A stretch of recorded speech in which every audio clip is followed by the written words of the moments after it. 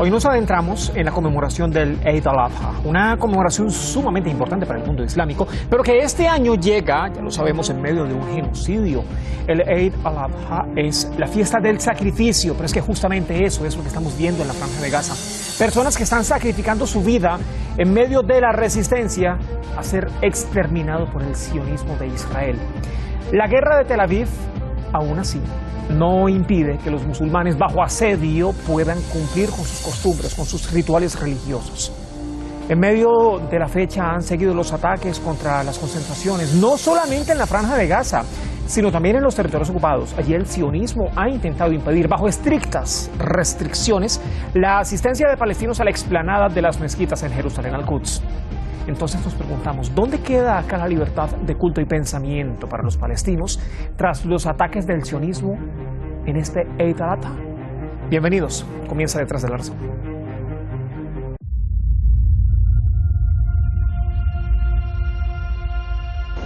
Millones de musulmanes celebraron el Eid al-Adha o fiesta del sacrificio. La festividad coincide con los rituales finales del Hajj, la peregrinación anual de los musulmanes a la ciudad de la Meca, en Arabia Saudí. Las celebraciones de este año se ven ensombrecidas por la guerra genocida del régimen de Israel en la Franja de Gaza. Los peregrinos expresaron su solidaridad con los gazatíes, exigiendo un alto el fuego en el enclave palestino.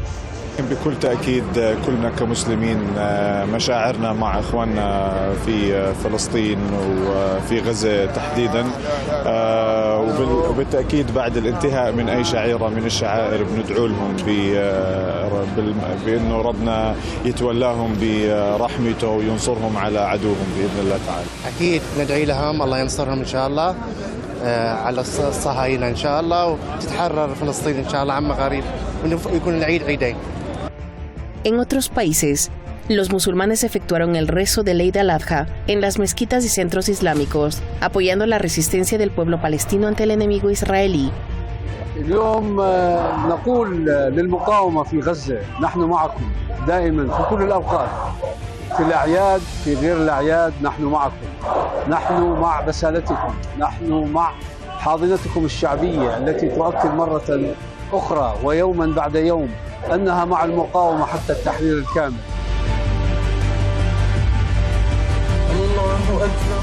Los propios palestinos en Gaza y la Cisjordania ocupada también celebraron esta festividad. A pesar de todas las restricciones impuestas por el régimen israelí, unas 40.000 personas realizaron el rezo del Eid en la mezquita de Al-Aqsa en la ciudad de Al-Quds.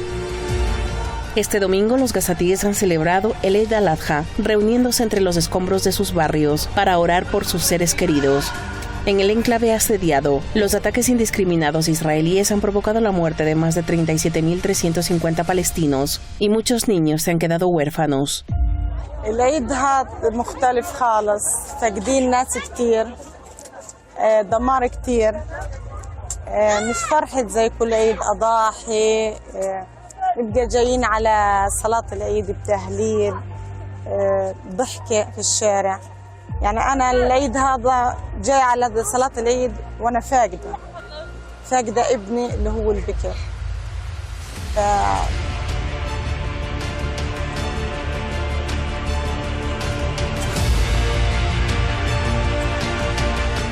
عيد ألم وغصة بسبب فقد الأحباب وكثرة الشهداء. الاحتلال دمر بيوتنا، ما في فرحة، الفرحة ناقصة، أحبابنا راحوا وشهداء كتير منا راحوا، الحمد لله رب العالمين. ربنا يعوضنا وعيد أضحى مبارك. العيد اللي فات كان في فرحة، العيد هذا ناقصة الفرحة، ما في فرحة.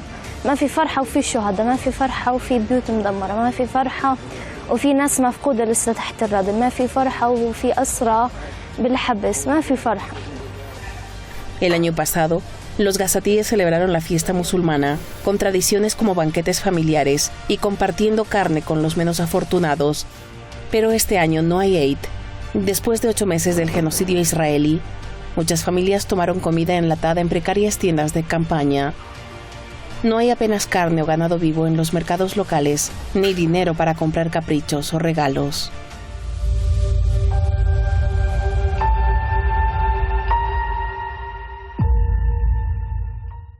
Y durante los últimos años, incluso los palestinos han tenido que sortear, este año no ha sido la excepción, han tenido que sortear extremas restricciones por parte del sionismo para poder acceder a la explanada de las mezquitas. Tema de análisis. Nos acompañan a lo largo de esta jornada Daniel Mejía Lozano. Daniel es periodista, es analista político, analista internacional, también director de 24es.com, una agencia de noticias. Daniel está en París, en Francia.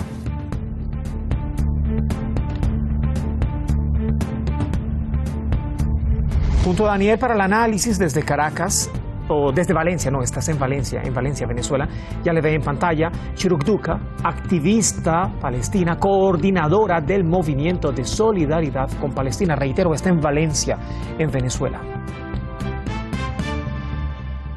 Señores, ¿cómo están? ¿Cómo les va? Qué gusto saludarles. Buenas tardes, bienvenidos. Sí, muy buenas tardes. Gracias por la invitación y saludos a Daniel. Buenas tardes, igualmente a todo el panel. Muchas gracias por la invitación. No, a ustedes por aceptar nuestra invitación, porque estamos hablando de una de las festividades más significativas para el mundo musulmán, Shuruk. Quiero comenzar con usted, porque en medio de las ruinas, incluso los gazatíes han intentado cumplir con esta festividad, han intentado realizar todo este rito religioso. Entonces, estamos hablando de un genocidio que se perpetra desde hace más de 8 meses. Estamos entrando en el 9º mes, en menos de 3 semanas. Esto demuestra la unidad de los palestinos, porque teníamos las imágenes en pantalla. Yo no sé si ustedes la pudieron ver o no, pero estaban rezando entre las ruinas de lo que en algún momento fueron sus hogares, de lo que en algún momento llegaron a ser mezquitas. Sí, totalmente. Eso más que unidad, que claramente que sí lo representa, también ha sido el gran poder de la resiliencia y determinación, el ímpetu del pueblo palestino, que pese al horror, pese a la ocupación, al colonialismo, que además no es nada nuevo, ¿no?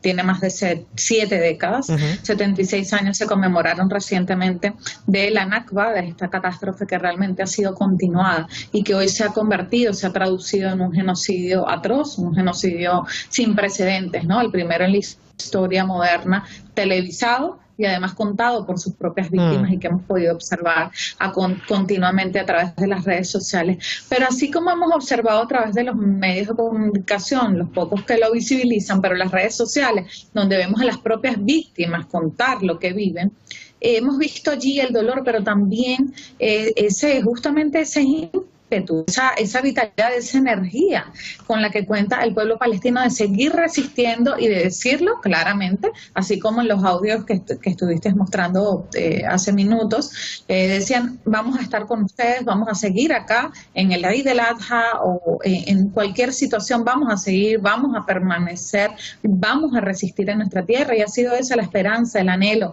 de los palestinos de ver su patria libre totalmente de un colonialismo, de una ocupación, y además que definitivamente yo estoy segura que en Gaza, en Palestina, todo se está librando la liberación de la humanidad entera. Daniel, hablemos acá de la lección que dejan los gazatíes, pero esa lección para los gobernantes y para los jerarcas de algunos países árabes, incluso para la propia autoridad palestina, ¿qué lección deja esta muestra de unidad, por ejemplo, de los palestinos en los territorios ocupados, que tuvieron que enfrentar severas condiciones y extremas medidas de seguridad por parte del sionismo para poder acceder a la explanada de las mezquitas? Sin embargo, así pudieron acceder incluso cerca de 40.000 personas, y abajo en el sur, esta unidad que han demostrado, ¿qué lección deja? Es muy importante la unidad para poder, digamos, sobrevivir al genocidio, ¿no? Que claramente cada día crece más, o sea, no se detiene, Netanyahu no se detiene, y en ese escenario, pues, digamos que la autoridad palestina tiene que unirse, ¿no? Recordemos que al interior de la autoridad palestina pues han existido traiciones, ha existido división, han existido momentos tensos donde le tildan de colaboracionistas ahora con el régimen de Israel a la autoridad palestina. Ahora, digamos que ese ser tan, digamos, tan blandos frente a el genocidio y no tener una postura no solo política, sino a todo nivel, que realmente proteja al pueblo palestino, pues es una gran lección la que le está dando el pueblo palestino al seguir con sus rituales, al seguir con su valor cultural, histórico y religioso en medio de todos los bombardeos y en medio de todas las dificultades que hoy precisamente se viven en Gaza, que está viviendo un infierno en medio de todos los bombardeos de Netanyahu, de todo, digamos, al estar encerrados en esta hambruna terrible que deja más de 35.000 muertos, pero hoy están en las ruinas haciendo sus rituales con mucha fe, están en las ruinas con sus rituales religiosos, están en las ruinas también rescatando el gran valor y la gran riqueza cultural histórica de un pueblo, y que la autoridad palestina nunca supo manejar, y que por el contrario siempre fue cómplice de alguna forma de ese régimen que hoy ha generado este genocidio. Más de 35.000 víctimas, insisto, no paran y siguen las víctimas, y no importa lo que dice las Naciones Unidas, no importa lo que dice la comunidad internacional, aun cuando España, cuando muchísimos países del mundo ya han reconocido al Estado palestino. Pero una cosa es el Estado palestino y otra cosa es la autoridad palestina que colabora con el régimen, porque si colabora con el régimen es la traición a su pueblo, y si hay traición a su pueblo, pues están siendo cómplices del genocidio y están siendo cómplices del asesinato de 35.000 personas. Bueno, a la fecha, 255 días, 37.000, ya le digo exactamente la cifra, 37.347 personas que han sido asesinadas. Y son más de 85.300. Es impresionante, completamente, es impresionante. Lo decía Shuruk, prácticamente lo estamos viendo en vivo a través de las redes sociales, a través de los medios digitales. Shuruk, ¿dónde queda acá la libertad de culto, de pensamiento, sobre todo para los palestinos, cuando los sionistas perpetran todavía en estas festividades? Recordemos el Eid al-Adha, una de las conmemoraciones más sagradas, más importantes además para la comunidad musulmana. ¿Dónde queda entonces acá la libertad de culto y de pensamiento para los palestinos? No, o sobre todo para la comunidad árabe, porque es una agresión para toda la comunidad árabe cuando, por ejemplo, el régimen de Israel, ante cualquier comentario, así sea político, se escuda directamente en el calificativo de antisemitismo. Sí, sí, bueno, es que es importante que remitirnos, no solamente, sí, no es solamente remitirnos a la prohibición de culto, sino que realmente el sionismo. Creo que hay problemas de sonido. Yo la escucho perfectamente, Si yo la escucho perfectamente, sí. Daniel, ¿la escucha también? Gracias. Bien, decía que bueno, que realmente irnos a que Israel, el régimen sionista de Israel, no respeta no solamente la libertad de culto, sino que no respeta ningún tipo de derecho humano de los palestinos.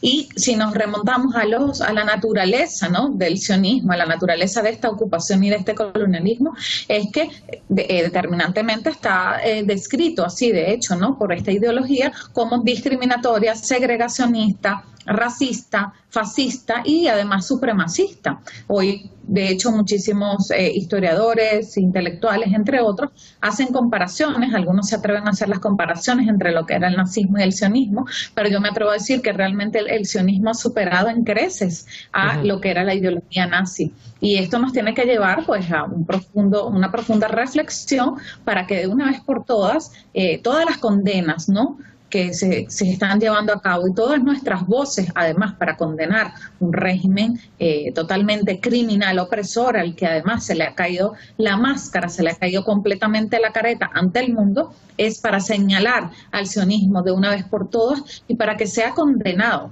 para que sea sancionado, para que sea denunciado en todas partes del mundo, como así de hecho una vez las mismas Naciones Unidas, que fueron, ¿no?, paradójicamente aquellas que le dieron nacimiento al Estado artificial,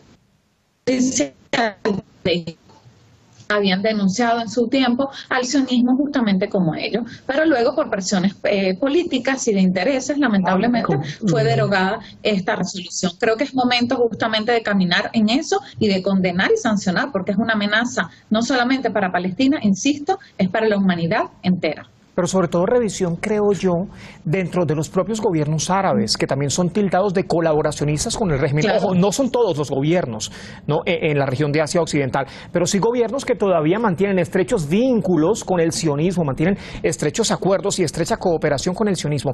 Daniel, a ver, si nos vamos a lo interno del régimen, ¿qué está ocurriendo realmente? Porque pareciera que aquí el sionismo se está desmoronando, ¿no?, por completo, en medio de una crisis política. Y a ver, ¿en qué puede parar esta situación? Creo que perdí la comunicación con Daniel. Daniel, si me escucha. Bueno, mientras retomamos, Shuruk, la comunicación con Daniel está en París, en Francia, pues a ver, ¿qué está pasando realmente al interno del gabinete del sionismo? Se está desmoronando, ¿no? ¿Y en qué puede parar además toda esta situación? Primero, ¿en qué puede parar la situación dentro del sionismo y sobre todo para el propio Netanyahu? Sí, definitivamente se está desmoronando, como tú bien lo decías, el sionismo en completo. Dentro de Israel hay diversas disputas. Bueno, me encantaría, la verdad, decir o conocer que el movimiento antisionista dentro de Israel estuviese cada vez en auge, a pesar de que sí hay movimientos, organizaciones importantes que han estado buscando vincular justamente para una solución, para el fin de la ocupación del colonialismo. Mismos judíos antisionistas cada vez suman sus voces contra la ocupación del régimen sionista israelí. Pues por supuesto se está desmoronando, existen diversas disputas, allí pues por supuesto los intereses del poder siempre hacen de las suyas, pero más allá de eso y de señalar, ¿no?, a Netanyahu como un criminal, yo siempre he insistido en que la política de que esté Netanyahu, esté otro, como digamos, ejemplo, Shimon Peres, un Ariel Sharon o cualquier otro líder sionista, realmente las políticas van a ser iguales. Si bien él tiene que pagar por los crímenes y por todo lo que está sucediendo, bueno, habría que estudiar quizás o reflexionar un poco en la jugada que pudiera querer hacer los aliados, en este caso Estados Unidos y el mismo Israel a lo interno, para la caída de Netanyahu y probablemente querer lavar la cara quizás ante el mundo de que, bueno, se va Netanyahu, que es el genocida. Claro, pero se va una sola... Es la ideología. Exacto, sería una sola ficha del sionismo. Daniel, quiero confirmar si me está escuchando. Bueno, mientras seguimos revisando la conexión con Daniel Mejía Lozano, Shuruk. Daniel es analista político, analista internacional y periodista. Nos acompaña desde París, en Francia. ¿A quién beneficia, Shuruk, todo este entramado de desgrano, tal vez, de desmoronamiento de la política del sionismo? Porque aquí tenemos tres actores fundamentales. El propio Netanyahu, ya tú lo decías, además Netanyahu está siendo investigado por corrupción, puertas adentro en Israel, y eso sin meternos en lo que está ocurriendo en la Corte Internacional de Justicia, las denuncias que tiene Netanyahu a la cabeza del sionismo. No, eso por un lado. Estados Unidos, esté quien esté a la cabeza del gabinete de guerra, bueno, del gobierno realmente de Israel, ¿no? Porque hay tambores de disolución del gabinete de guerra. Estados Unidos está completamente involucrado, y entonces llegue quien llegue al poder en Israel, pues prácticamente tendrá la misma condición sanguinaria con los palestinos, y estamos claros que a los palestinos no le beneficia en lo absoluto. Entonces, ¿a quién le beneficia? Sí, bueno, por supuesto que les beneficiaría quizá a ellos mismos como para sostener ese parapeto que se les está viniendo abajo y que, como decía, justamente se está cayendo cada vez la careta. Quizás hay jugadas, ¿no? Puertas adentro, insisto, ¿no? En eso, quizás es una jugada para buscar en este, digamos, en el juego, eliminar rostros, ¿no? Y colocar otros para también incidir en lo que es la opinión pública mundial. Por eso, es como hacer borrón y cuenta nueva, o intentar hacer borrón y cuenta nueva, tal vez. Exacto, sí, pudiese ser ese uno de los panoramas, justamente, como un lavado de rostro, definitivamente, un lavado de cara, para imponer o cambiar un poco ahí el tema de la opinión pública mundial. Por eso en todos estos espacios en los que estemos es importante insistir realmente en lo que va más allá de un líder que esté o no esté, sino destacar siempre siempre la política inicial o la naturaleza del sionismo, que busca definitivamente exterminar al pueblo palestino, y que además ha sido demostrado así a lo largo de más de 7 décadas. Ya todos hablan, incluso mismos israelíes, escritores, hablan de limpieza étnica. Ilan Pappé, por ejemplo, tiene un libro incluso donde habla de la limpieza étnica del pueblo palestino, claramente. Y diversos líderes, incluso escritores, ¿no? Pensadores, intelectuales israelíes, destacan que además la industria del holocausto, por ejemplo, lo mencionaba Norman Finkelstein en su libro, como también el holocausto ha sido utilizado para cometer lamentablemente otro holocausto, que ya lo estamos viendo en vivo y en directo, y que quizás no pensamos ver. Exactamente, porque ocurre además en pleno siglo XXI, cuando se supone que la justicia internacional es sumamente más desarrollada, sumamente más activa, cuando se supone que no se tiene que esperar tanto para una decisión o una determinación de la propia Corte Penal Internacional o de la Corte Internacional de Justicia, o cuando se supone, en teoría, que hasta el Consejo de Seguridad de la Organización de las Naciones Unidas realmente debería en su conjunto, en pleno, velar por la preservación y por la defensa de los derechos humanos de todas las personas alrededor del mundo, no solamente de un norte global, sino también la inclusión de un sur global. A ver, Shuruk, me queda poco tiempo, pero importante acá. La postura, lo detallábamos hace un momento, ¿no? Cómo había sido el accionar en todos estos 76 años, ya casi 8 décadas, y en 8 décadas fácilmente son, ¿qué? 4 generaciones, ¿no? Más o menos. La postura acá de algunos gobiernos y monarquías árabes frente al desmoronamiento o frente a la crisis interna que está sufriendo el régimen de Israel. Porque por un lado, el pueblo le está pasando factura. A diario hay protestas en territorio israelí y son personas que no están de acuerdo con el gasto que les está generando la guerra o el genocidio contra la Franja de Gaza. ¿Por qué? Porque eso le afecta directamente al contribuyente, les está afectando completamente al bolsillo. Eso por un lado. Y también por otro lado, hay protestas en países árabes, pero son protestas populares, exigencias a gobiernos y a monarquías para que dejen de apoyar al sionismo. Entonces, todo se me cayó el lapicero, bueno, sigamos con el análisis. Con todo este desmoronamiento, ¿qué puede ocurrir en esos países que están apoyando al sionismo? Porque le podrían pasar factura también. ¿En todos los países? En todos los países árabes que están apoyando al sionismo, porque sus pueblos y también la justicia internacional, si es que llega, les podría pasar factura. Me queda poco tiempo. Claro, por supuesto. Yo creo que sería una bomba de tiempo, ¿no? Para las monarquías árabes que han estado de una u otra forma, ¿no? Algunas, silenciando, censurando y, bueno, aliándose de una u otra forma a Israel, porque si bien una cosa es condenar o hablar públicamente, decir 2 palabras, sacar un comunicado, una declaración, pero estamos ante un momento de emergencia mundial, de una crisis, de un genocidio brutal, que de verdad es ilógico, es impensante quizás creer que lo estamos viviendo en pleno siglo XXI, como bien decías, en una era supuestamente postcolonial, además, donde se juró y se prometió que no se iba a cometer otros genocidios en el mundo, pero que se está naturalizando este genocidio debido a la propaganda, además del sionismo, de deshumanizar a los palestinos, de reducirlos y de inclusive que los mismos ministros hablen de ellos como animales humanos,